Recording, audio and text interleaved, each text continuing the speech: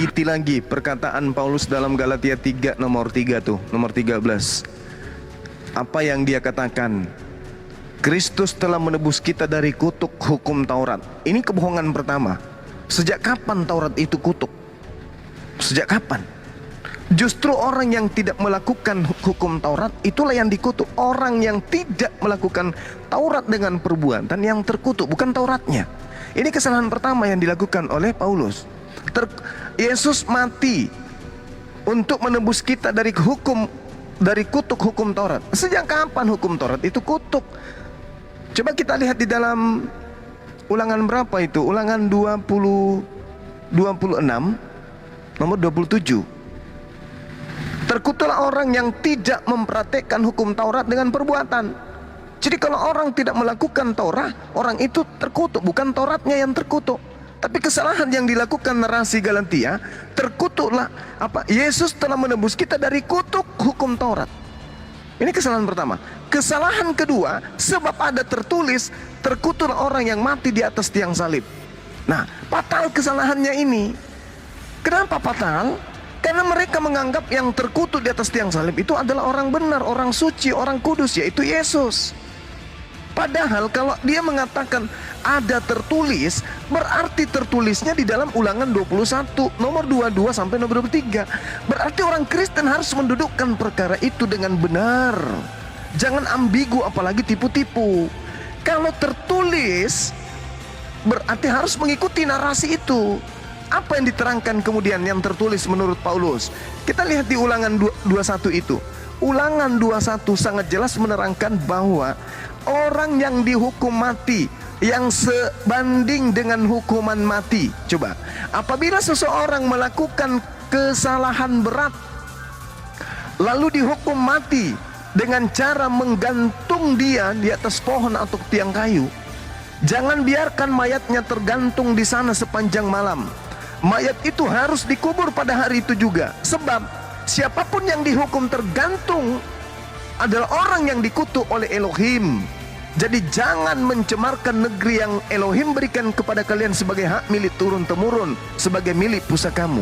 Jangan melanggar peraturan ini, kata Ulangan 21 nomor 22 sampai 23. Berarti selamanya orang yang digantung itu pasti otomatis orang yang dikutuk oleh Elohim, bukan dikutuk oleh perbuatan dosa-dosa orang-orang. Tetapi Elohim memang yang mengutuknya dikarenakan oknum tersebut melakukan dosa besar yang sepadan dengan hukuman mati. Jadi bukan Yesus, dalam hal ini bukan Nabi Isa, bukan. Yang mati terkutuk itu memang betul-betul orang yang dikutuk oleh Tuhan karena perlakuannya setimpal dengan hukuman mati. Apa itu? Suap. Ulangan 27 nomor 25. Terkutuklah orang yang makan suap. Coba kita baca lagi Ulangan 27. Bagaimana kemudian tertera di sana dengan sangat indah terkait dengan Galatia 3 nomor 13. Terkutuklah orang yang menerima suap untuk membunuh seseorang yang tidak bersalah. Ini siapa ini? Yang menyerahkan Yesus yang tidak bersalah ini untuk dibunuh? Yudas. Kan Yesus mengatakan di dalam Lukas 2:18 nomor 31, harus tergenapi semua yang tertulis tentang aku di kitab para nabi. Berarti kitab Nabi Musa. Nah, apa yang tertulis? Ulangan 27 nomor 25. Terkutuklah orang yang menerima suap untuk membunuh, untuk menyerahkan agar dibunuh orang yang tidak bersalah, dan seluruh bangsa itu harus berkata amin. Ini jelas ini. Ini harus tergenapi kata Yesus. Nah, kalau teman-teman dikatakan dalam kitabnya sendiri, Yohanes 3 nomor 16, begitu besar kasih Tuhan akan dunia ini sehingga ia menganugerahkan anaknya yang tunggal, sehingga barang siapa yang percaya maka dia akan memperoleh hidup yang kekal. Siapa yang tidak percaya dia akan mati dalam dosanya. Nah, percaya enggak orang Kristen ketika Yesus berkata harus tergenapi tentang aku apa yang tertulis di dalam kitab Taurat? Percaya enggak orang Kristen? Kalau percaya, maka tinggalkan penyembahan terhadap Yudas. Karena Yesus mengatakan harus tergenapi. apa yang tertulis tentang aku di dalam kitab Taurat. Salah satu bingkai daripada isi daripada Taurat itu adalah kitab Ulangan. Ulangan 27 nomor 25. Terkutuklah orang yang menerima suap untuk membunuh seseorang yang tidak bersalah. Berarti yang terkutuk di sini siapa? Yudas. Nah, Yesus mengatakan harus tergenapi apa yang tertulis tentang aku di kitab para nabi. Di kitab Amsal jelas dikatakan, orang benar diselamatkan, orang fasik menggantikannya. Amsal 21:18, orang pengkhianat menjadi tebusan bagi orang benar. Jelas itu. Orang fasik menjadi tebusan bagi orang benar, dan pengkhianat sebagai ganti orang yang jujur. Jelas. Kita mau lari kemana? Al-Quran sudah 1400 tahun sudah menjelaskan ini. Jadi kalau masih ada teman-teman Kristen yang masih ingin menyembah Yudas, itu kebangetan. Berarti dia nggak percaya Yesus, karena Yesus tidak pernah terucap dari mulutnya. Misalnya di Amsal di Matius 16, tidak pernah ke Matius 16, Matius 26, tidak pernah kemudian Yesus mengatakan harus tergenapi tentang aku apa yang tertulis di surah-surah Roma. Tak ada. Surah-surah Paulus, tak ada. Harus tergenapi yang tertulis di Perjanjian Baru, tak ada. Yesus mengatakan harus tergenapi yang ada di Perjanjian Lama. Berarti kita harus mencari acuannya.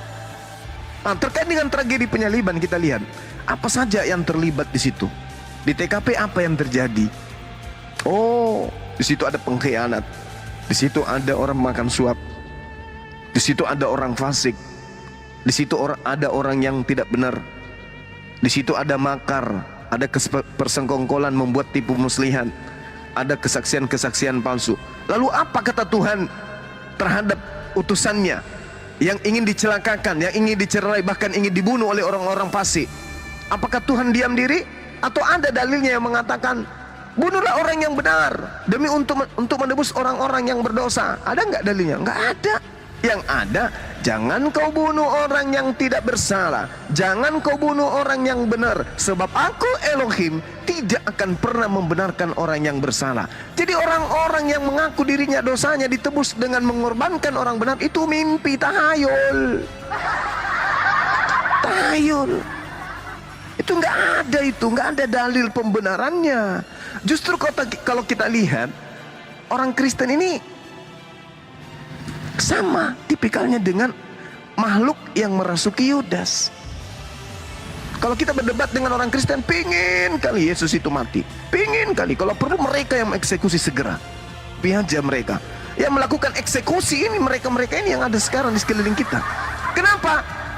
Kalau orang Roma, orang Yahudi, kalau orang Yahudi diceritakan dalam Yohanes 11, mereka ingin membunuh Yesus hanya karena ketakutan dirampas tempat sucinya, dirampas bangsanya. Itu mah nggak apa-apa.